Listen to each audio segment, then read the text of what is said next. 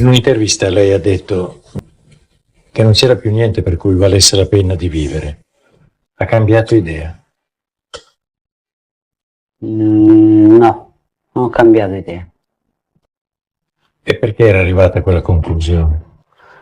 Perché mi sembrava di lottare e non vedevo per che cosa.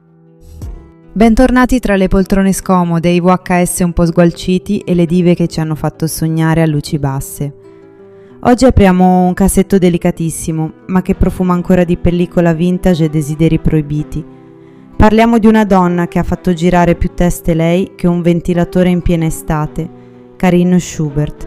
Un nome che chiunque sia cresciuto tra gli anni 70 e 80 ha pronunciato almeno una volta, con un mezzo sorriso o un mezzo batticuore, perché Karin, signori e signore, non era solo un volto bellissimo e un corpo da poster incorniciato sopra il letto.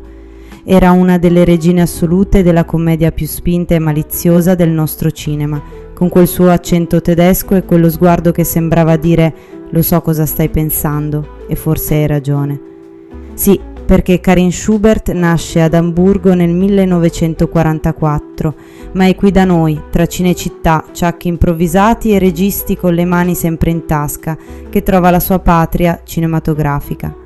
All'inizio sfila, posa, incanta, ma poi arriva al cinema e lì il suo destino cambia, e lo fa con il botto. Nel 1970 è già sul set di commedie con Franchi e Ingrassia, ma è 2 anni dopo che arriva il ruolo che le cambia la vita e che la stampa scandalistica non si lascerà mai più sfuggire.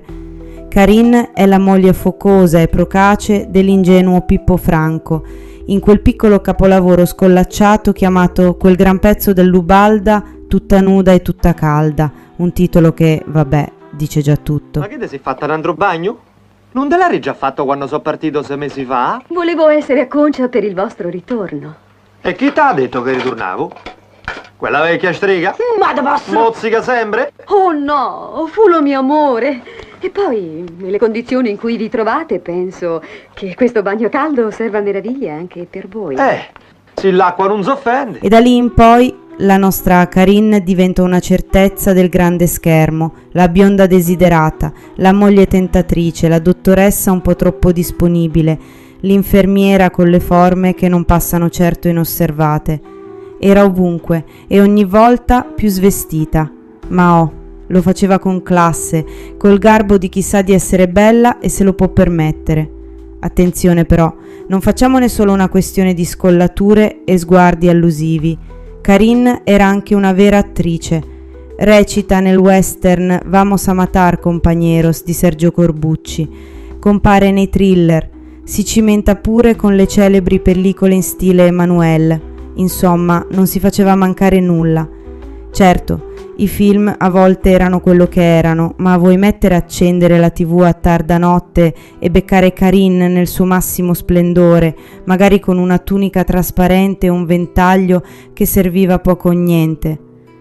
Poi però qualcosa si incrina, il mercato cambia, i copioni si assottigliano, i ruoli si fanno sempre più rari e Karin, che è rimasta sola con un figlio da sostenere e conti da pagare, fa una scelta che fece scalpore in tutta Italia. Nel 1985 passa ufficialmente a un tipo di cinema molto più audace e lì non si torna più indietro.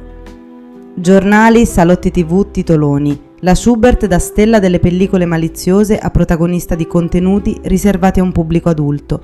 Ma dietro quella scelta che molti hanno giudicato senza capire, c'era una donna vera, fragile, ferita, un'attrice che per amore del figlio e per bisogno ha detto sì a qualcosa che forse non voleva, ma che ha affrontato con coraggio. Mi ha detto un giorno che non avrebbe mai fatto hard se non avesse avuto il problema del figlio, che comunque era schiavo dell'eroina e gli ha venduto non solo i mobili di casa, ma tutto quello che trovava. Karin Schubert credeva molto male il fatto di fare hard.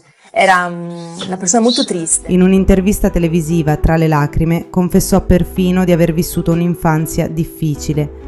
E a quel punto l'icona si sgretola, resta la donna, e quella, amici miei, merita molto più rispetto di quanto le sia stato dato. Karin si ritira, sparisce, si rifugia con i suoi cani lontano dai riflettori. Nessuna operazione nostalgia, nessun reality trash a riportarla in scena, solo silenzio. Ma noi qui nella soffitta non dimentichiamo, perché una donna come Karin Schubert è parte del nostro immaginario, della nostra adolescenza, delle nostre notti insonni con Italia 1 a volume basso, e il fatto che abbia fatto un percorso difficile, discusso, malinconico, non le toglie nulla, anzi, le dà umanità. Allora, se anche voi avete sognato davanti a uno dei suoi film o vi ricordate quel suo sguardo furbetto sotto la frangia bionda, lasciate un like, iscrivetevi alla Soffitta e scriveteci nei commenti quale attrice vorreste nella prossima puntata, perché qui tra VHS e sospiri le dive non muoiono mai, restano sospese come un ricordo dolce e un po' audace, proprio come Karin.